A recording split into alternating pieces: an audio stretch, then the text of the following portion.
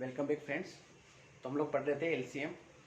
अब एलसीएम में एक इम्पोर्टेंट फॉर्मूला है। ये क्या है कि दो संख्या दी हुई है, ठीक है। दो संख्याओं का एलसीएम और पूरी संख्याओं का एचसीएफ। दो संख्याओं का एलसीएम और दो संख्याओं का एचसीएफ, इनका जो गुणा होता है, ठीक है।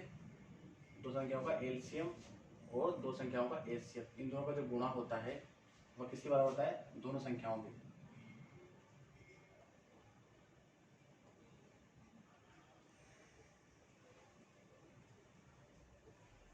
दोनों संख्याओं के गुणनफल के बराबर होता है, ठीक है। मतलब ये दो संख्या दी हुई है तो उनका एलसीएम इंटू उनका एचसीएफ बराबर संख्या 1 पहला नंबर इंटू संख्या 2 दूसरा नंबर, ठीक है। ये आपको याद रखना है दो संख्याओं का। इसको मैं एक लिख देता हूँ, n1 व n2 का एलसीएम गुणा एचसीएफ।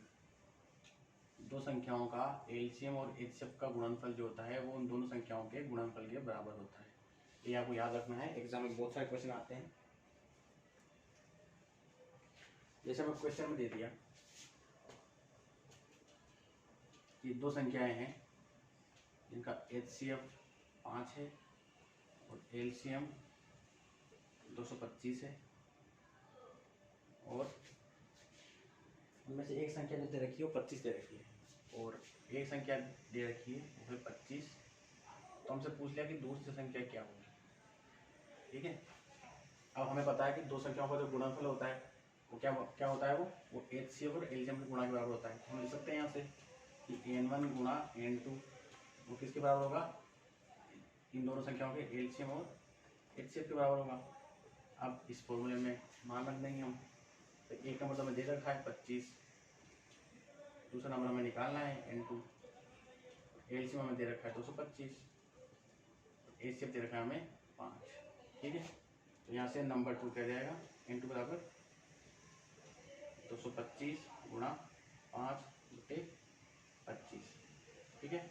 अब दोस्तों कैलकुलेशन आसान कब होगी? जब आपको कम से कम 30 तक के टेबल जो हैं, पहाड़े हैं, आपको याद होंगे। अगर आपको वो याद होंगे तो आप डायरेक्टली वो कट कर सकते हैं। जैसे आपको 25 की टेबल आती है तो 25 से कम 25, 25 नाम 225, 9 आ गया तो 9 × 5 45, ठीक है। तो 45 आ गया n2। मतलब दूसरी संख्या जो होगी n2 वो 45 होगी। अब हमें चेक करना हो कि क्या ये सही आया नहीं आया, तो हम देख लेंगे n1 और n2 गुणा करके देख लेते हैं। n1 क्या दे रखा था? 25, n2 दे रखा है 45, ठीक है। कितना हो गया ये? 25 पंजे 125, 12 बच गए, 25 को 100, 100 112, ठीक है। मतलब ये हो गए 1125 आ गया। अब क्या दोनों संख्या का गुणनफल एचसीएफ और एलसीएम के बराबर है, गुणा के बराबर में। हमने देखा एलसीएम इंटू एचसीएफ, देखते हैं। एलसीएम दे रखा था हमें 225 और एचसीएफ दे रखा हमें 5। क्या ये भी 1125 आता है? अगर ये 1125 आता है तो हमारा आंसर क्लियर हो गया कि हाँ सही बात है। 5 × 25 हासिल 2, 5 × 10 2, 12 2 हासिल 1, 5 दूनी 10 1 11, 1125। मतलब दोनों संख्या का गुणनफल 25 × 45 1125। ठीक उसी प्रकार एलसीएम और एचसीएफ वो भी 1125। इसका मतलब ये हो गया कि हमने जो निकाला है वो आंसर वो बिल्कुल सही है। तो ये फॉर्मूला हमें याद हो ही जाना चाहिए कि दो संख्याओं का अगर एलसीएम और एचसीएफ दिया हो और उनमें से कोई एक संख्या दी हुई हो तो हम दूसरी संख्या आसानी से निकाल सकते हैं, ठीक है दोस्तों।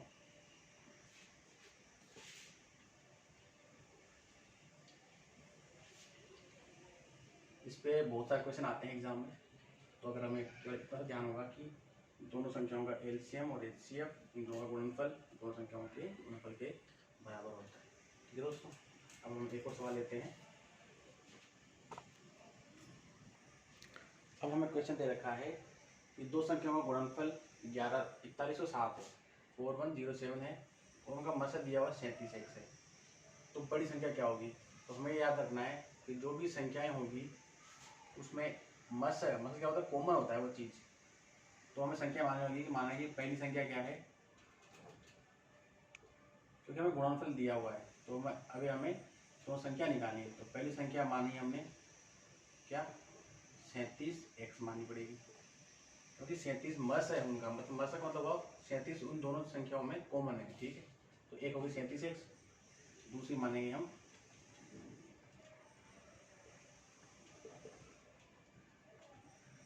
दूसरी क्या होगी 37y। ठीक है, ये हमें मानना है।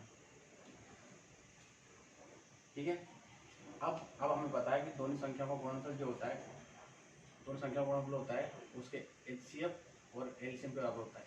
ठीक है, तो दो संख्या ये हो गई।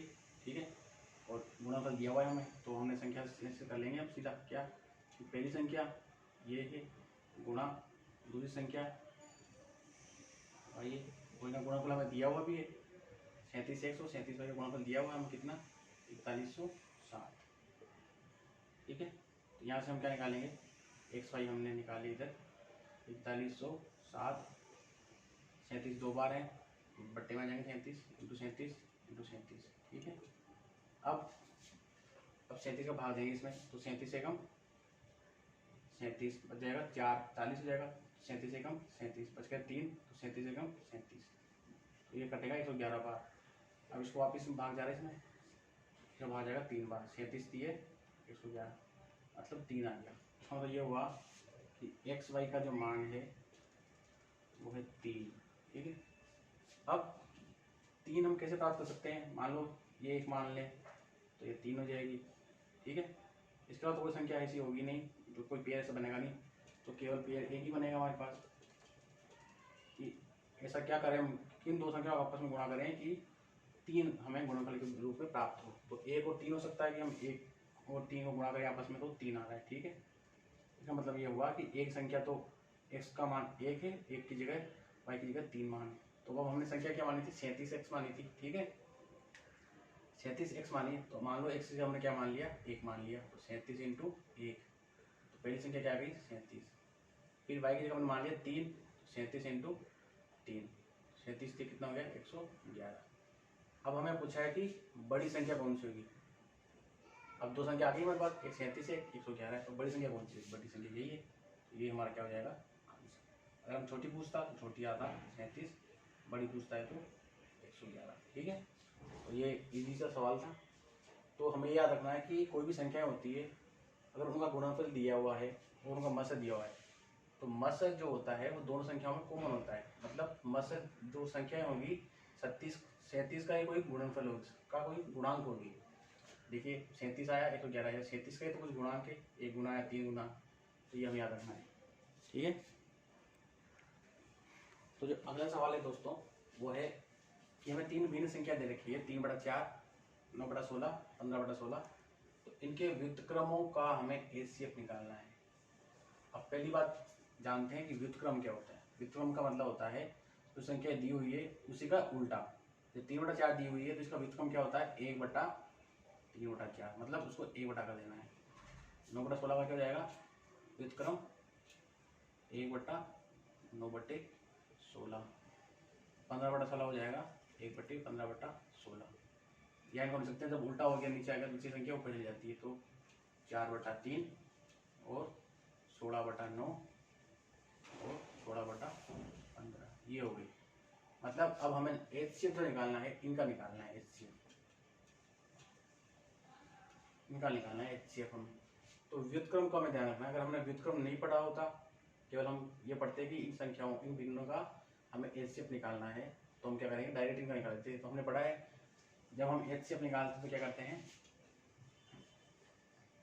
जो चीज निकालनी होती है तो अंश की वही निकालते हैं। तो अंशों का HCF और हरों का LCM। ठीक है, अंश में क्या है 4, 16, 16 है। अब 4, 16 और 16 ये हो गई। ठीक है, मतलब 4, 16 और 16 का निकालना है हमें HCF।